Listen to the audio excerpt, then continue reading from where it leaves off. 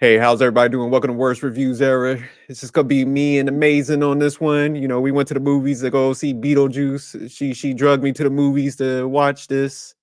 So we just gonna go ahead and knock it out. The rest of the group could go at the same time. So you know how it is. How you doing today, Amazing?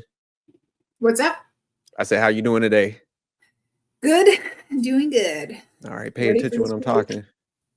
talking. Hmm? I said, pay attention when I'm talking to you. No, I'm playing. Let me go ahead and pull these slides up real quick so I go through the summary real quick. So, okay, today we're gonna review Beetlejuice. So, you know, as I said, it just hit the movie theater. We've been waiting for this sequel pretty much, right? It's for like what, 20 years? So yeah, let me go ahead and give y'all the summary and stuff and we'll jump into it. So Beetlejuice is a 2024 American dark fantasy comedy horror film directed by Tim Burton from a screenplay by Alfred Goh and Miles Miller. A sequel to Beetlejuice in 1988. Damn, I didn't realize how old it was. And the second film of the Beetlejuice franchise. So the overall plot to this is after a family tragedy, the three generations of Dietz family return home to Winter River. Still haunted by Beetlejuice, Lydia's life is turned upside down when her teenage daughter, Astrid, accidentally opens the portal to the afterlife. So, all right, we'll go ahead and jump into the directors and producers. So, directed by Tim Burton, story by Alfred Groh, Miles Miller, Seth Smith, produced by Mark Toberoff, Dee Dee Gardner, Jeremy Kleiner, Tommy Hopper, and Tim Burton. So, all right, the cast for this movie, of course, you got the legend Michael Keaton as Beetlejuice, Winona Ryder as Lydia Dietz, Catherine O'Hara as Della. Is it Delia or Della Dietz? Uh, Delia. Delia, okay. Gina Ortega as Astrid Dietz, Justin Theroux as Rory, Monica Bellucci as Dolores, William Defoe as Wolf Jackson, and Arthur Conti as Jeremy Fraser. So, all right. Gonna jump into the rating on this one. So, Amazing. What's your rating for this movie? I'm gonna have to give it a disappointing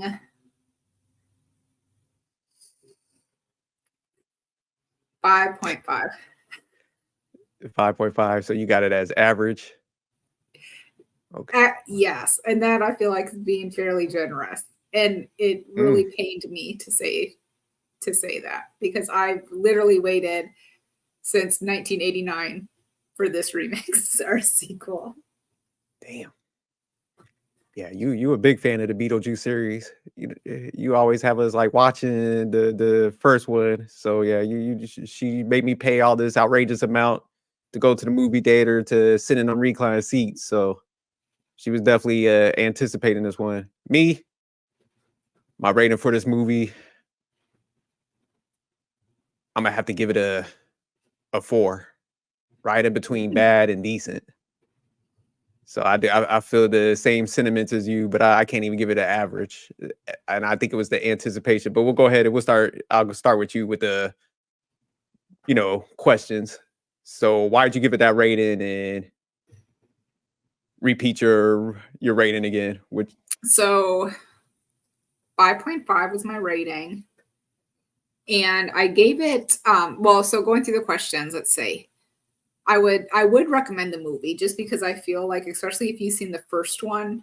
Let me put it I would recommend it if you've seen the first one and like you're from the 80s and 90s and just feel like you have a need to follow up. I don't necessarily think I would recommend it to somebody like in the newer age that maybe isn't used to the old one. What do I think about the plot or storyline? I thought it was all over the place. Like there was so many different, I guess, storylines going everywhere. It was sporadic. It was all over. I guess I don't know, even with the plot, like everything was everywhere. I think if they would have stuck to one or two main stories and would have rolled those out, it would have made a humongous difference. Um, Scenes and actors, performances that stuck out, of course. Beetlejuice, his performance always sticks out. He is like the classic. Um, let's see, Catherine O'Hara. I thought she was great. I actually enjoyed her performances probably the most of anybody's in the movies. I thought she was excellent. And she still looks excellent. I think she's beautiful and she does it. I mean, she looks just the same as she did almost from the original movie. I like that a lot. Um, let's see. There's a lot of, again, doing things differently. I think that they would have had a super strong movie had they stuck to one plot and maybe a couple storylines that came together. I thought the beginning was super super slow. I liked the idea of it. Like I liked Lydia, doing this haunted house type thing or ghost house and being kind of like the person who can talk to ghosts. I like all of that. It just was super slow for me. So the first beginning, I was just like, oh gosh, this is a dud. I did think it picked up quite a bit with some super good scenes. So I actually tried to write down a couple of the scenes that I could remember. I really liked this scene and kind of how they tied different things together from the original. So I like the way they did the town and the music and kind of, like when they're doing the different music and showing the overview of the town and it looks like the kind of like dollhouse setup. So I liked all of that. I did like that they just kind of mixed different pieces. So when we had Beetlejuice and they were bringing in his character of the wife, and I was trying to write down her name, so Dolores. I loved the scene when they were in like the Lost and Found, and Dolores was putting her body back together. I like that scene a lot when just like the different, the leg and the fingers. I thought the finger was funny just because it reminded me of what you find out later. This is Beetlejuice's wife. And if you think about the first movie, when he was first going to marry Lydia, he goes to get the ring and the ring is attached to a finger and he like pulls the ring off the finger and like plucks the finger away. It was like, she meant nothing to me. I don't know if you remember that from the original. Oh yeah, yeah. But there's just different things that really did make me think back to the original movie. I like the way how it gave flashes of Beetlejuice in Lydia's life. So like he was like in love with her and still kind of like, creeping on her and seeing what she was up to and kind of popping in as he could. Only to come that she does have to reach out to him to help her. Which actually was one of my most favorite storylines was when Lydia reaches out to get help from Beetlejuice was because her daughter, Astrid, kind of goes over to the, I guess, like the underground side with the boy who ends up being a ghost. So I loved that concept. I thought that was probably just a perfect. If they would have stuck to that, it would have been great. That's what I can think of like off the top though. Okay. So going to my rating again, I gave this a 4 in between bad and decent, and I probably should have pushed it into bad territory, honestly.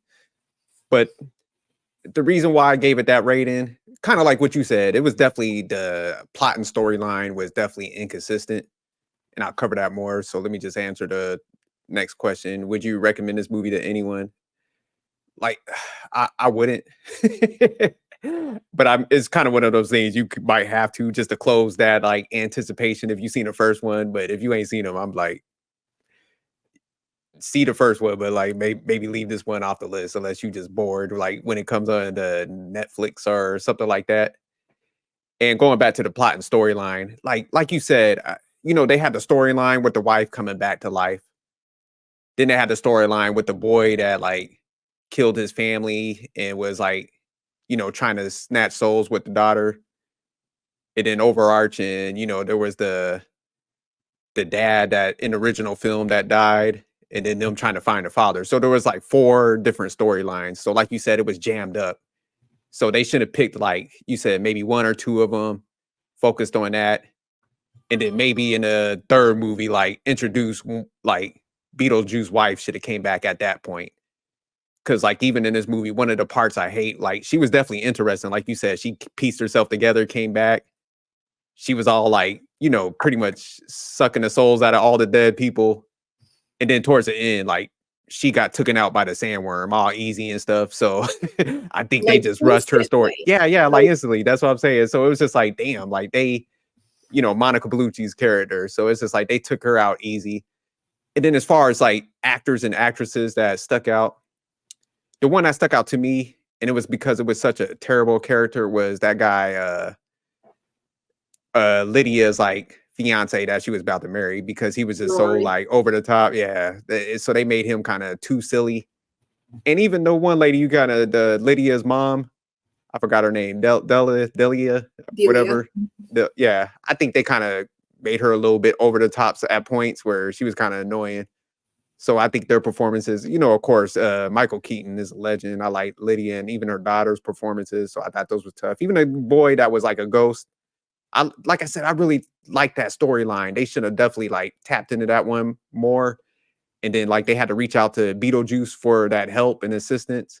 So I think they should have stuck with that and left, like I said, left out the wife. So I think that's what like threw off, the whole movie, because it seemed like they crammed so much stuff in to make it over the top, but it just like made it confusing and it kind of lost that allure and stuff. Mm-hmm.